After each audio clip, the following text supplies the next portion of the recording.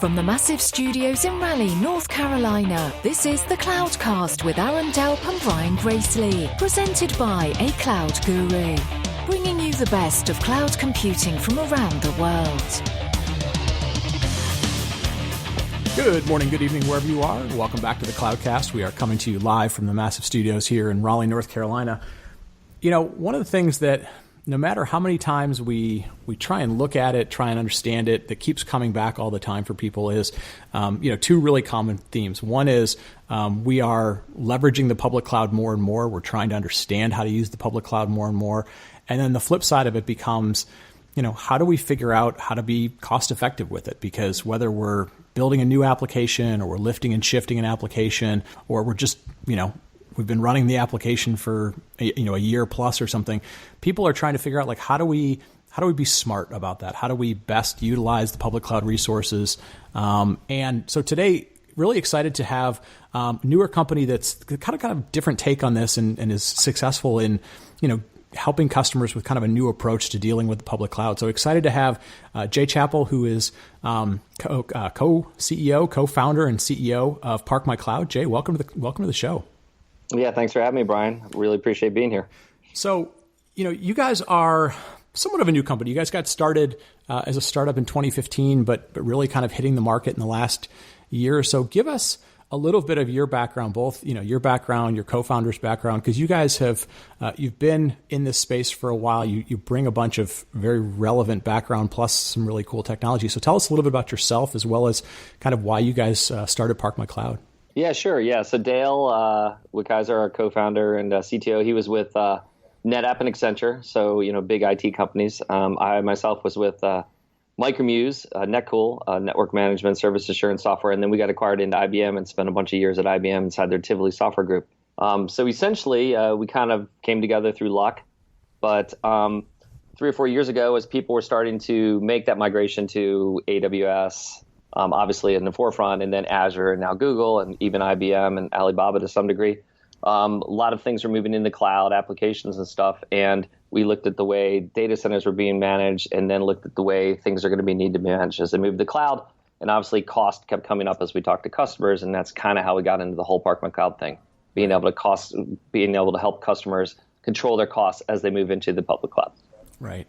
And cost has been this sort of interesting thing.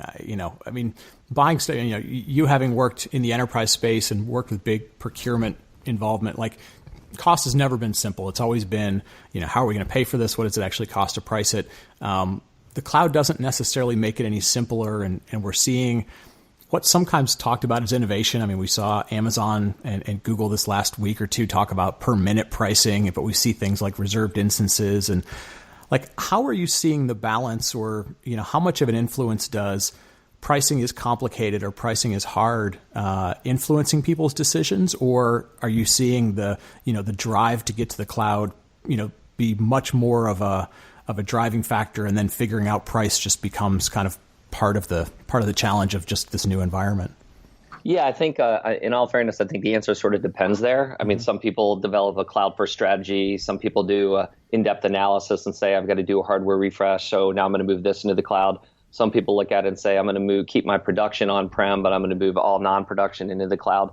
So, I mean, in all fairness, in talking to companies, it's always different. There's no single answer for that. But as they do move into the cloud, obviously cost control becomes something that they want to look at. And you mentioned you can do things with AWS with reserved instances or spot instances or right-size instances, or turn things off when you're not using. So there's really like 4 or 5, maybe 5 or 6 key things that any enterprise can do to help optimize spend, and we try to help them with a couple of those. Yeah, as you guys kind of came on our radar, we were digging into ParkMyCloud. I thought it was interesting. You guys position some of your offerings as being for DevOps teams. In other cases, they get positioned as being for IT teams. What's the thinking behind, what you're seeing is different between companies that say, hey, we have a DevOps team using the cloud, and IT teams in terms of, I don't know, whether it's how they think about it, how they're organized, like what's the reasoning that you guys feel there's a need to sort of, target them differently? Yeah, so that's a really good question. So we started ParkMyCloud about 2 months ago. So I guess, we're in about 27th month. And as we sort of did analysis of who our user was, or who our buyer was, or user buyer, whatever you want to call that person, in a larger enterprise, like a big brick and mortar company that for McDonald's or Capital One or something like that, versus startups like in the fintech space or healthcare space and stuff like that, we noticed that people that were born in the cloud generally had people with DevOps titles responsible for cloud management and cloud operations.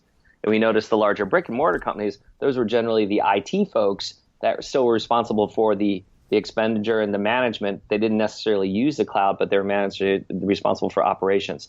So those folks more in the IT operations, cloud infrastructure, and then the born in the cloud companies, is more around like the DevOps, continuous integration, continuous delivery type model. So we try to segment messaging and how a little bit around that. But we've also built our platform to really help either team automate.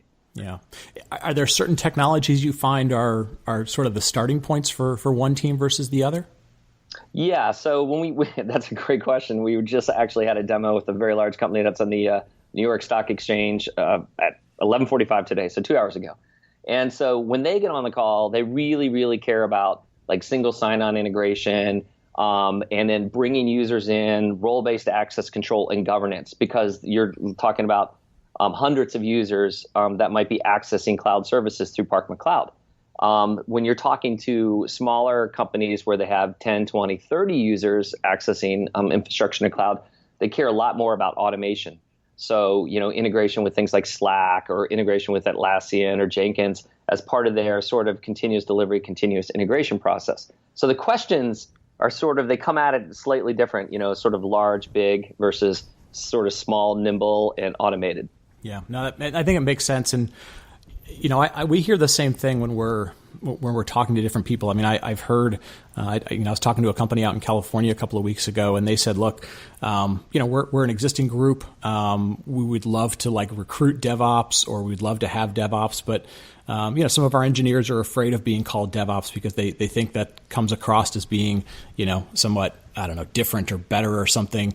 In some shops, saying you have a DevOps team works. In other shops, it's like, hey, if what you're saying is we just need to automate things and move faster, like we'll just make that a goal of our IT organization. So yeah, I think it makes a lot of sense to realize that they are different, sometimes in mindset, sometimes in technology. And sometimes you just have to have the conversation with people in the way they want to hear from themselves, or, how they want to position themselves in their organization.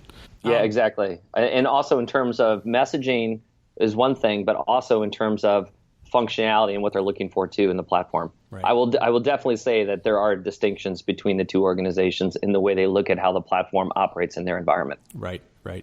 Now, one of the things that's unique about the way you guys go about it, there's a lot of companies that will help you with pricing. So they'll kind of be involved in your account. They'll give you a sense of pricing, how to break down all those line items, or how to segment them so you can figure out how much is going into storage versus network costs versus something else.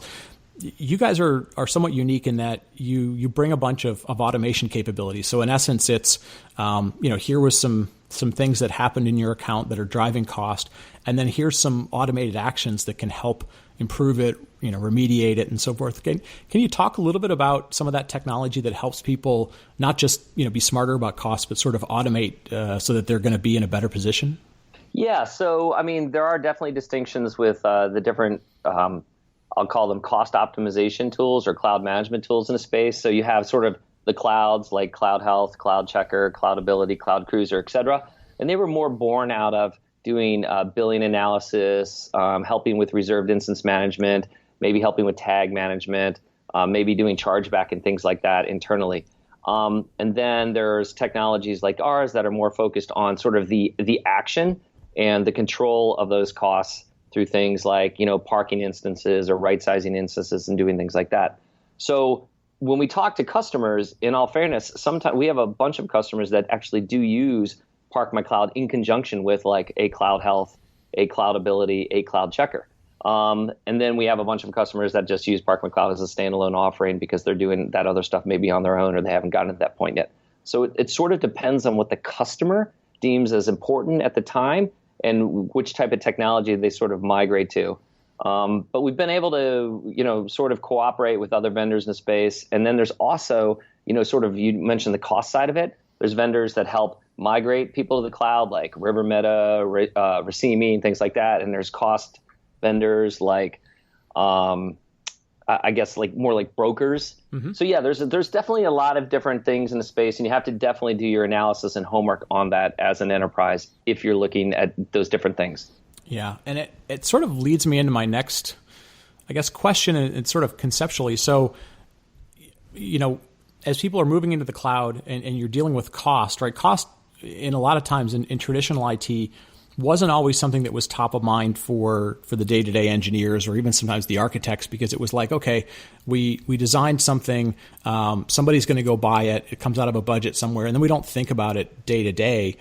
Are you seeing different behaviors now that this cost information is sort of readily available? It's updated. Like, is the buying process different in terms of like who you guys have to help influence, or like are the dynamics changing, I guess, in terms of, who's the buyer, who should be getting information about cost, all those types of things in an IT organization or even the lines of business?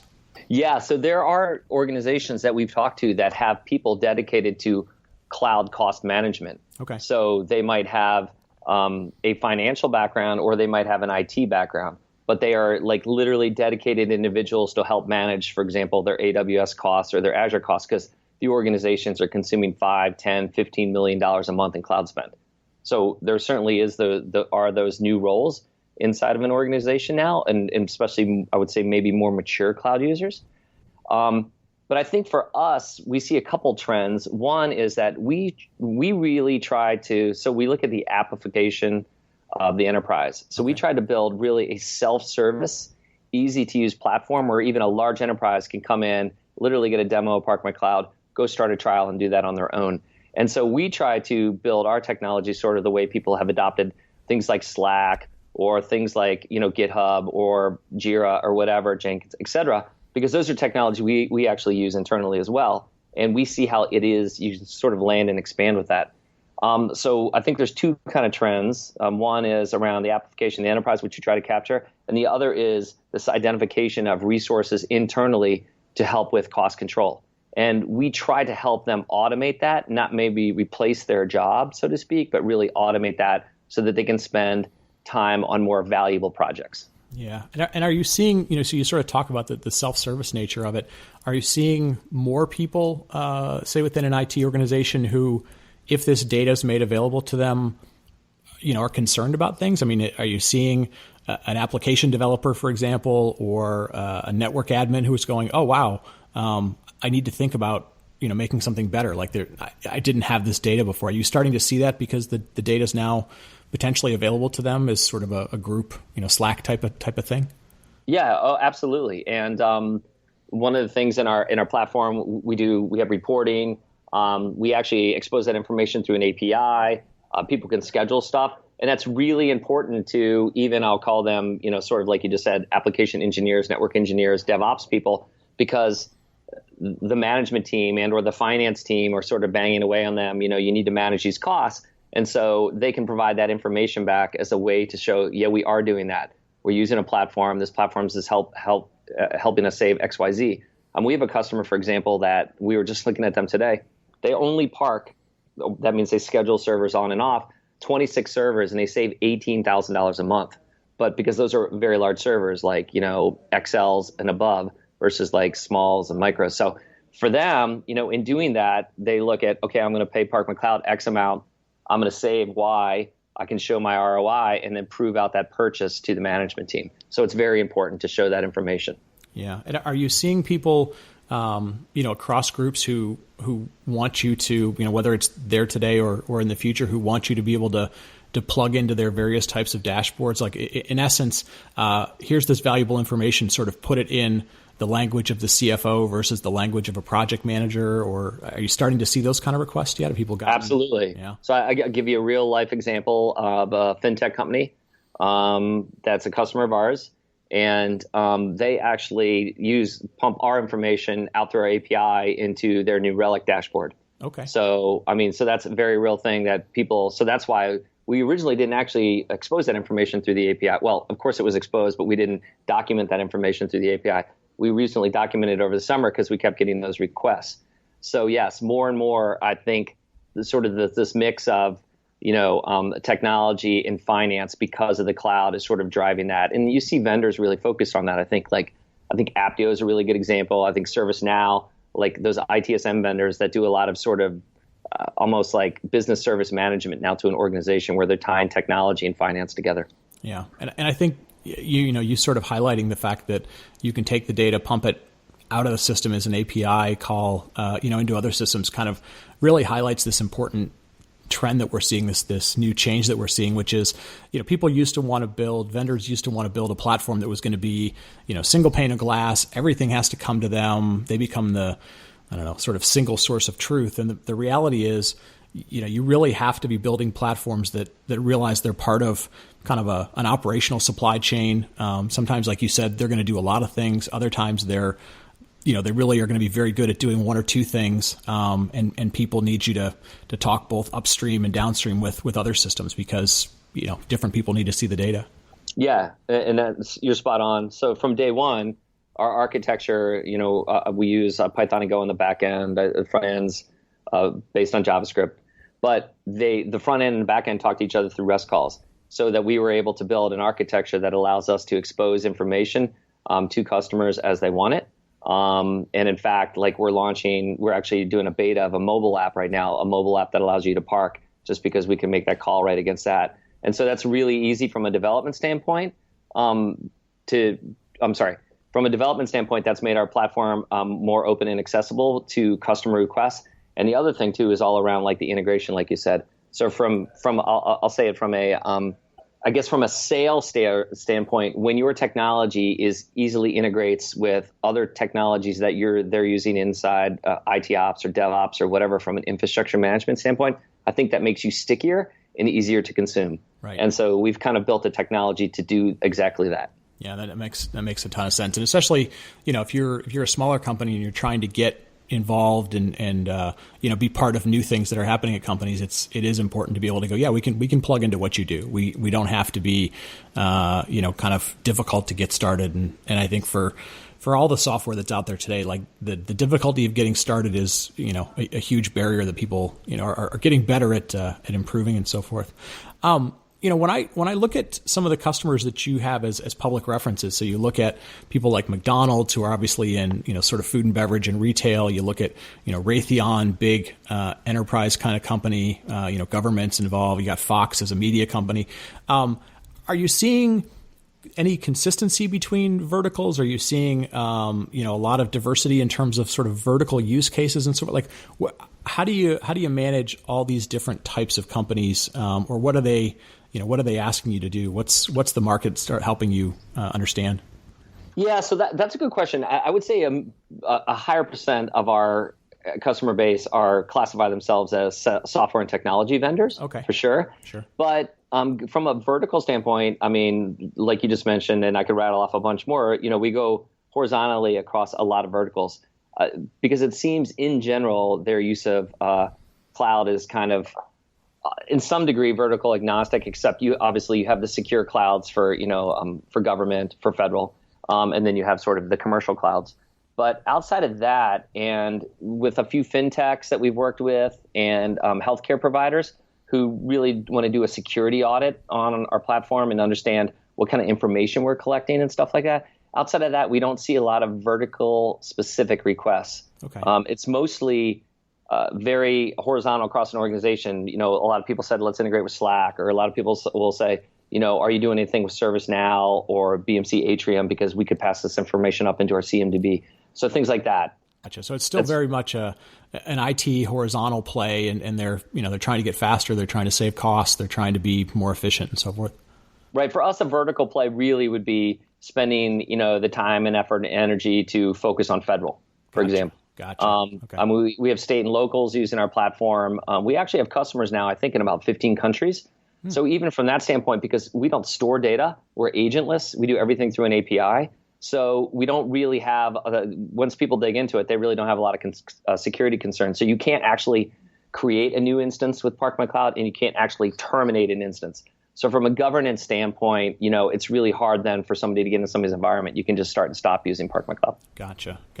So, one of the things that we always try and dig into, and sometimes the information's easy to dig into and sometimes it's difficult. Like you mentioned early on, you've got customers who are using, Amazon, Azure, Google, and even Alibaba. You mentioned being international. Like, can you give us any sense, of what do the trends look like of using the public cloud? Is it still predominantly, are you still seeing it predominantly AWS? Are you seeing, Azure in certain ways, or, any sense of what the public cloud usage is looking like, at least even just from your perspective?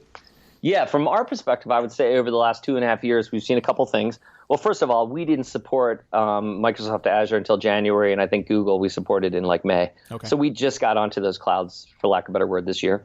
So obviously for our first, 18 months of our life, we spent most of that energy and effort on selling and marketing to AWS users.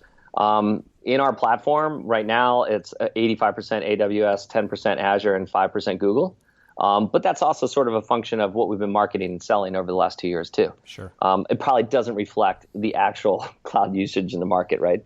The second thing too is that when we talk to some of the larger organizations that have, I'll call them enterprise license agreements with Microsoft, a lot of them are certainly looking at Azure and or diversifying, meaning they'll have AWS and Azure. So they might be looking sort of at multi-cloud based on whatever requirements they want internally. That could be security, that could be so they have sort of vendor leverage, that could be because they think an application runs better in this cloud versus that cloud, or that could just be personal preference. Sure. Right? When you ask them why, you get a bunch of different reasons. But so really, I will say the trend is that we have a lot more larger enterprises coming now to ParkMyCloud because we've been in the market for a couple of years. We rank a lot higher in terms of like for search and optimization and things like that. So when we ask them sort of their use, those are generally the answers we get. And again, a majority of them are definitely in AWS. Okay. And I guess last question, we'll wrap this up a little bit. So obviously, like you said, you're talking to a lot of companies, government, financial services, all these different industries and so forth. What's the one or two takeaways, aside from saying, hey, get on the platform, start using the platform? Like, what are the one or two kind of tips that if, the lead person in the room says, hey, I've got to get smarter about using the cloud. Like, what are a couple of those tips you say, like, always do this? Like, these are going to help you no matter what your scenario is in terms of applications. Yeah, so we do a lot of that in terms of blogging. I mean, and there are 5 or 6 different things that everybody should be doing to, I'll call it optimize what they're doing in the cloud. And whether that's using, reserved instances or spot instances or auto scaling or right sizing or parking. I mean, everybody should be doing things like that. Those are just, I'm not going to say they're easy, but those are just natural things people should be doing to optimize cloud. So we always talk to customers about that. And I think the second thing that we really see as a trend is really around this application in the enterprise. People don't mind using lots of tools as long as they seamlessly integrate, provide ROI, and are easy to use. And so, I'm never surprised when somebody might say, hey, I'm using 3 different tools to manage my cloud. And when I say manage, I mean more around like governance, cost control, security, and stuff like that. So they're not like just going out and saying, hey, like the old days, I'm going to buy IBM's full stack or CA's full stack or BMC's full stack to do everything inside. People are much more open to having a multi-tool approach to managing their cloud infrastructure from a security, application, networking, cost control standpoint. Yeah, no, I think that makes a lot of sense. I think we've seen that quite a bit ourselves as well. It's the apps are easier to use; they're easier to get access to. Like you said, they tend to seamlessly plug into a lot of things. So makes a ton of sense. Real quick, and we'll get links to the blogs in the show notes as well as everything else that we typically do. Real quick, if people want to test it out, trial it out, get in touch with you guys, what are good ways to track down yourself or the ParkMyCloud team? Where might you guys be out and about at events coming up in the next few months or other things like that? Well, that's a great question. We're doing a DevOps Cloud event in Orlando in early November. And then, of course, we're doing AWS reInvent at the end of November, early December out in Las Vegas. We're at ParkMyCloud on Twitter, and we are www.parkmycloud.com on the World Wide Web, as people call it. And then anybody can just send an email to info or sales@parkmycloud.com, and any of us will answer that. Excellent. We actually do have a chat on the website too, and we get a lot of questions on that. So Katie manages that, and she gets a lot of questions every day. So excellent. Easy to get a hold of us. Excellent. We'll get all that stuff in the show notes for folks that are listening mobile. Listen, Jay, thank you so much for the time today. It was it's good. Like I said, we're always trying to figure out how are people using the cloud in terms of public cloud? What's that trend? How do they manage the costs and so forth? But thank you so much for the insight today. Folks, definitely take a look at what ParkMyCloud's doing. I think again, very good insight into, where it becomes amplification, how you need to plug into things, how you can get started very quickly and so forth. And again, the automation piece to sort of take actions to make things better as opposed to just being knowledgeable is really powerful. So Jay, thanks again for the time today. Folks, we're going to wrap it up there for Aaron and for Jay. Thanks as always for listening, and we will talk to you next week. Thank you for listening to the Cloudcast. Please visit thecloudcast.net to find more podcasts, show notes, and everything social media. And visit acloud.guru for all your cloud training needs.